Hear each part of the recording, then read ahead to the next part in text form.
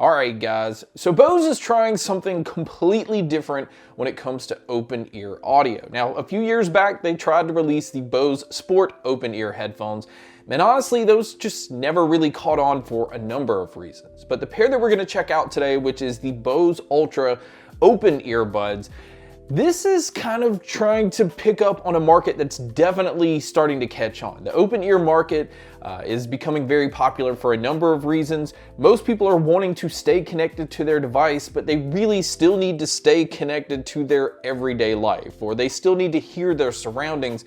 And this is something you can't do with a normal pair of headphones or a normal pair of earbuds, especially when you own a Bose product that's normally focused on noise canceling, which this pair definitely doesn't. Now this one, what makes them different is it actually clips onto your ear and it has it where the speaker is facing downward into your ear canal. So it's using air conduction. This isn't a bone conduction pair of headphones to actually send the audio signal into your ear canal.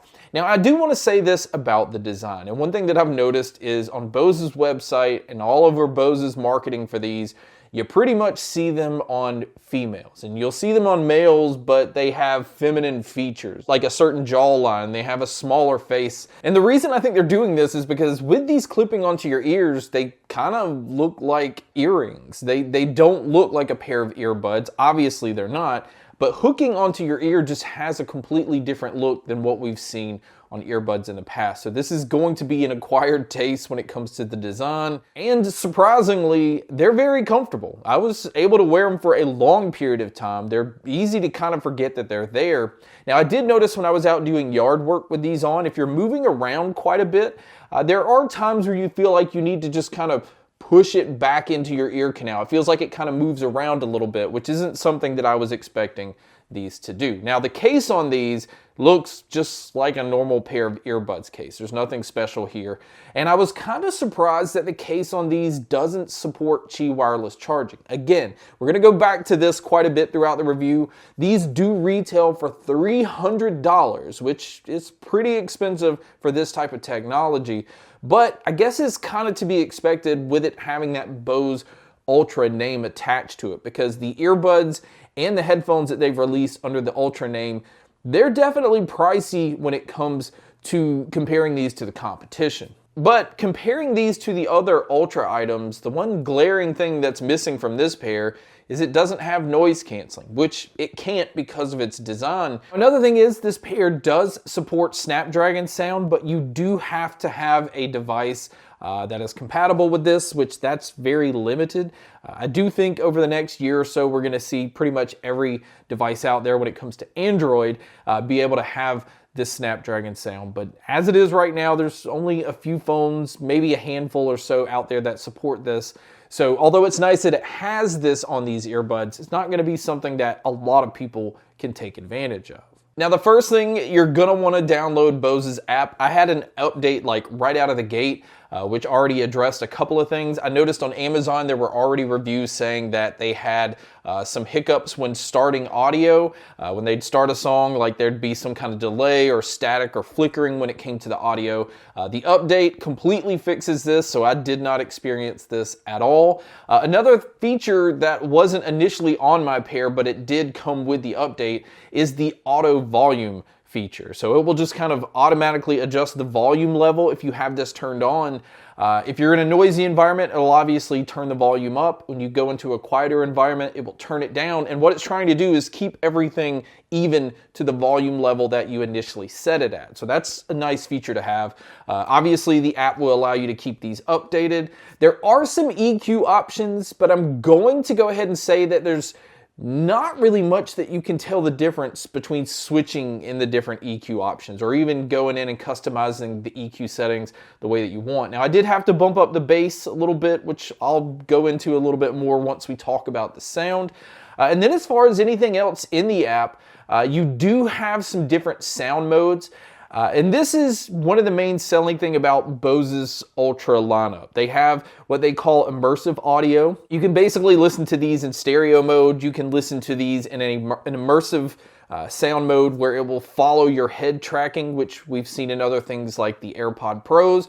Or you can have the immersive audio where it will leave the audio in a certain section, and when you turn your head, you can hear it, more so out of the right side, and then when you turn your head this way, you'll hear it more so out of this side. So it tries to keep your audio like locked into one space. And this is cool when it comes to movies or videos, but again, it kind of goes into like how I feel about spatial audio. I feel like it's gimmicky, and I feel like it's affecting audio when it comes to listening to music, where I just prefer to listen to it in stereo mode. I noticed with vocals, the immersive modes that you can switch them into, it kind of causes a reverb when it comes to vocalists and when it comes to people talking. Now, I know that's to try to add space, but reverb added to vocals just isn't the way that vocals were recorded to be heard when it comes to listening to music. So I feel like it just kind of pulls me out of the listening experience. So again, this is going to come down to personal preference, but I just left it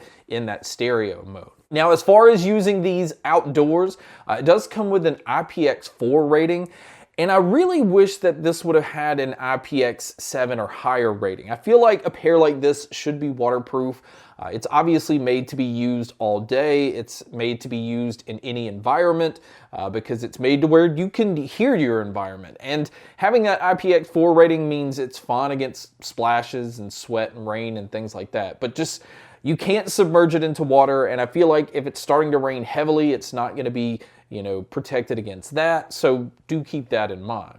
Now, as far as what all they've included in the box, this is super simple. There's no ear tips because this design doesn't, need ear tips. And it only comes with a USB-C cable for charging. And like I said earlier, there's no wireless charging on the case. So you are going to have to use this charging cable to make sure that your case is charged. And the battery life on these it's pretty decent. Now, if you're just going to listen to these in stereo mode, you can get about 7.5 hours out of the earbuds. You can get about 27 hours using the case, but if you listen to it in that immersive audio, it definitely uses a lot more battery life. So it pulls it back down to like 4.5 hours on the earbuds and about 15 hours using the case. So that's a huge difference if you're going to listen to them in stereo mode compared to listening to them in immersive mode. Now, if you're going to use this pair for taking phone calls, I kind of expected the mics to be a little bit better. I noticed that there was some hollowness to it. There was definitely some distance in the audio from what the mic was picking up to where my voice was. And it does a decent job with blocking out my surroundings. But you guys can be a judge by listening to a test here. So here is a mic test using the Bose Ultra Open Earbuds. And for the most part, it's okay. Again, I noticed some hollowness in my voice. It just sounds a little distant from what I'm saying to the microphone, but this is what it would sound like if you were to take a call. And so now here's the mic test with the crowd noise being played, which you can hear here. And so this is what it would sound like if you were to take a call in public. So now let's talk about the sound. And the sound of these is going to be all over the place depending on who's using them, how they have them positioned, and again, how far they're in your ear canal and all of that. So I can only speak on my experience, and I'm gonna say this. Bass is not going to be prominent. Now, for an open ear style design product, the bass is definitely punchy, but you have to have it wrapped a good ways into your ear canal and kind of pushed as far down as it will go. Now, I noticed in their marketing, some would have it located down that way, but some had it kind of high up. And if you have it high up, it's going to take away the bass response. And again, that's to be expected. It's further away from your ear canal. Now, I do want to say though that there is a slight bass vibration, kind of like you get with bone conducting. So even with it sitting higher up on your ear or lower in your ear, you're going to feel a slight vibration of bass. It's not, exactly like bone conduction. It's not going to tickle your ears. It's not overwhelming or anything like that. And it's just something that I noticed, and I think that's their way to try to make you feel like you're feeling bass instead of just hearing it, which just hearing the bass alone, I think it does a pretty decent job.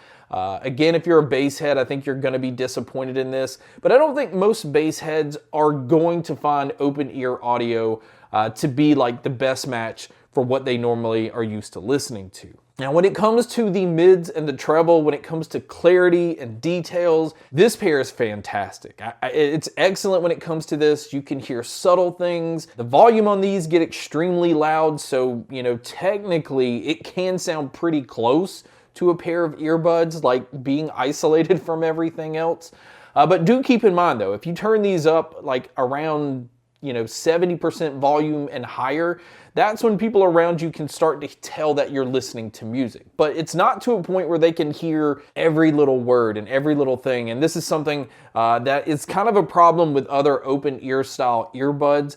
So that's a huge plus with this pair, that it's only faintly kind of leaking sound around you.